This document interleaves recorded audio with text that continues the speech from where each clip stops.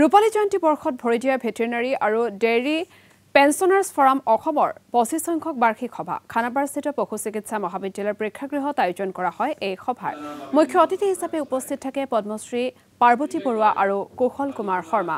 ফৰামৰ সভাপতি ভাস্কৰ ফুকনৰ সভাপতিত্বত অনুষ্ঠিত এই সভাতে বিশেষভাৱে সম্বৰ্ধনা জনোৱা হয় দুয়োগৰাকী মুখ্য অতিথিক। উল্লেখযোগ্য যে এই ফৰামে পশুধনৰ ক্ষেত্ৰত ৰাজ্যৰ ভিন্ন প্ৰান্তত সজাগতামূলক কাৰ্যসূচী ৰূপায়ণ কৰি আহিছে।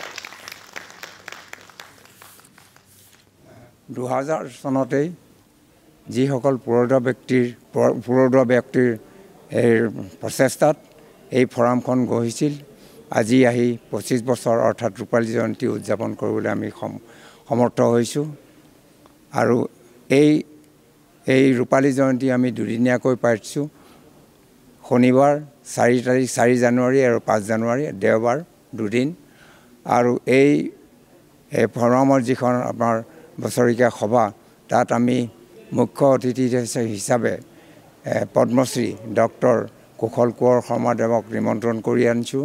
তেখেত ভেটেনেৰী কলেজৰ চাৰ্জাৰী ডিপাৰ্টমেণ্টৰ প্ৰফেচাৰ এণ্ড হেড আৰু লগতে হস্তিকন্যা পাৰ্বতী বৰুৱা বাইদেউকো আমি ইয়াত নিমন্ত্ৰণ কৰি আনিছোঁ বিশিষ্ট অতিথি হিচাপে।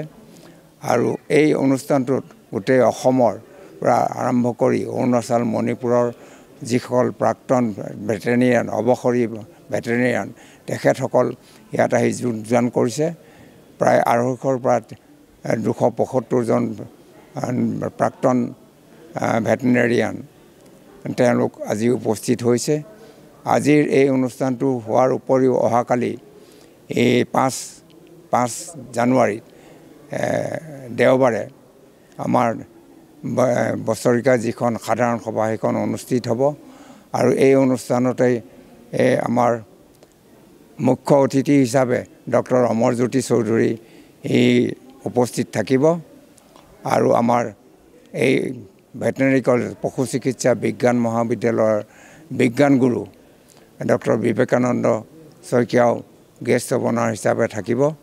আৰু আজিৰ অনুষ্ঠানটোত ডক্টৰ কৰ্ণেল মিহিৰ ভট্টাচাৰ্যী তেখেত এই অনুষ্ঠানৰে এই পশু চিকিৎসা বিজ্ঞান মহাবিদ্যালয়ৰ প্ৰাক্তন ছাত্ৰ।